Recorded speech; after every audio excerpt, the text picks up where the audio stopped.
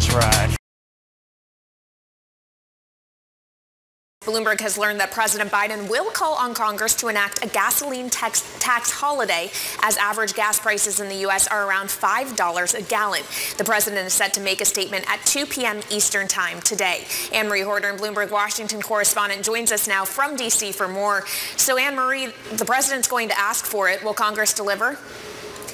It's going to be very difficult. Already you have, over the past months, remember this was floated in February of this year, so for months you've had Democratic leaders really pouring cold water on it. In recent months, Speaker Pelosi had said the pros of this are very show businessy, and many are questioning whether or not that relief will even be passed on to consumers. So the president is going to make this pitch today. The administration clearly wants to be seen that they are doing something, especially as these are critical months, and we just got the fact sheet about some of the messaging the president's going to say, and it's going to be through September. So these are the critical summer months, and they clearly want to do something around the 4th of July Independence holiday in the United States when you have gasoline prices just under $5 per gallon. Potentially getting rid of this federal tax of 18 cents could help.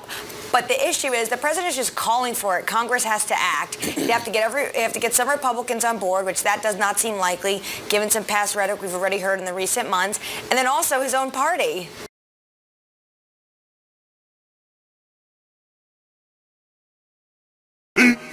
"15 minutes later." President Joe Biden on Wednesday called on Congress to suspend the federal gas tax for 3 months, a move that the White House hopes will help ease some of the pain caused by high gas prices across the country. $4.955. That is the average national price per gallon of regular gasoline on Wednesday according to American Automobile Association's tracker. The national average crossed $5 for the first time in the history of the tracker earlier this month. The average national price drop of gasoline below $5 on Saturday was the first weekly drop in 9 weeks, but the number continues to remain nearly $2 above what it was at this time last year. The steep rise in gas prices is a result of crude oil prices breaching decade-long highs earlier this year, following Russia's invasion of Ukraine. Russia, which is a key producer of petroleum, has been the target of multiple Western sanctions including a U.S. ban on Russian energy imports. In addition to that, other members of the group of oil-producing nations, OPEC, were slow to ramp up production following the invasion, leading to a supply crunch. High prices at the pump has been one of the key factors behind the 4-decade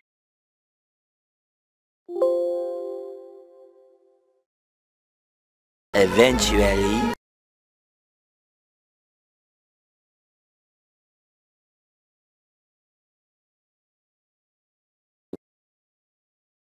What exactly is behind this? I was out this morning. I fueled up right before I got into work. Gasoline prices are definitely lower than they were, markedly so, just over the last week or two. Yeah, and I think prices have already started to come off because you've seen some of the gasoline cracks come off. And if this measure were to pass, you will actually see pump prices coming off even more. So this by no means is bearish. This will actually stoke demand further and is actually bullish for oil. I think the risk-off sentiment that you're seeing in the market, yes, I've also heard from some folks that it's actually linked to Biden's proposal to Congress that, they should be lifting the gas taxes, but it's actually the opposite effect. I think it's much more a broader risk-off sentiment with regards to recessionary fears. It's still a follow-through from the Fed decision last week, and we are seeing some of the CTAs potentially going short right now, which means that again there's a lot of momentum selling. It's summer liquidity. Epilogue.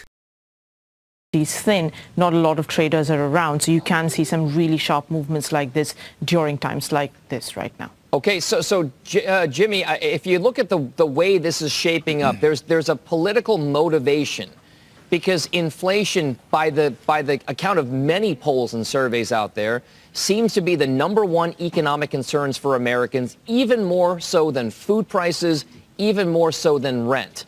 How much of this will be something that people consider, voters and whatnot, as we head towards the midterm elections? Well, one of my favorite quotes is from former Treasury Secretary Tim Geithner: "Plan beats no plan."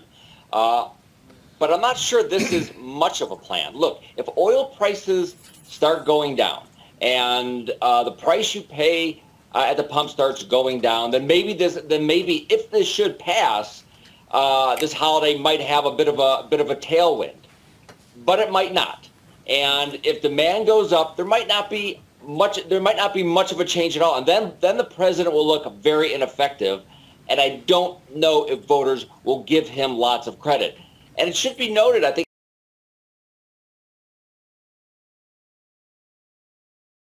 10 seconds later. because Eamon was saying that before this, that it seemed likely that he was going to have a gas tax holiday, Congress was pretty negative about this. Maybe the limited duration, it's not for the whole year, might get some votes.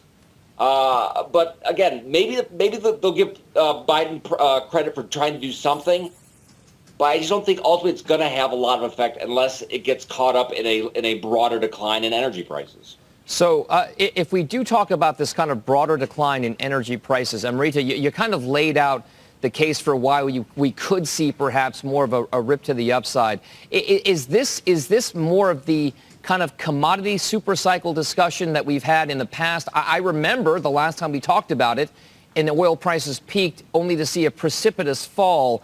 At what point do producers really have the incentive to say, okay, the prevailing winds politically maybe haven't been in our favor, but this has changed the narrative and we're going to start drilling and pumping and spending more on CapEx?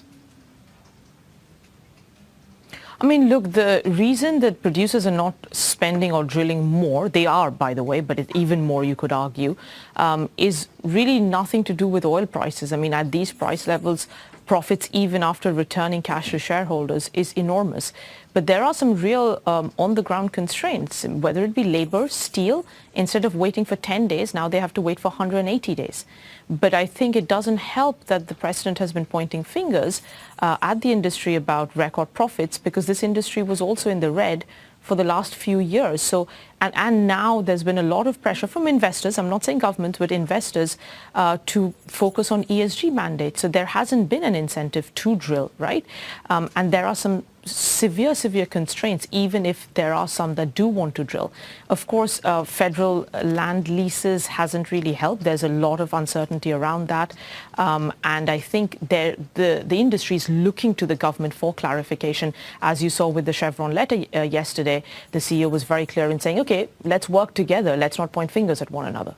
Okay, Eamon, I wonder how much you talk about this idea that the climate hawks out there, the ones who are pushing the progressive wing in our kind of political electorate, are pushing for things that are combating climate change. They've been very quiet over the last several weeks, if not months now, about what's happening with 15 minutes later. Carbon emissions and everything else. Is this shock of what's happening right now? We hope it's going to be shorter to medium term, but is this enough to change the story about whether or not fossil fuels have a future more medium to longer term in the U.S., even if you push towards renewables? Yeah, I don't think so, Dom. I think there are some short-term politics going on here, but I think ultimately progressives are going to look at this and say fossil fuels have got to go over the long run.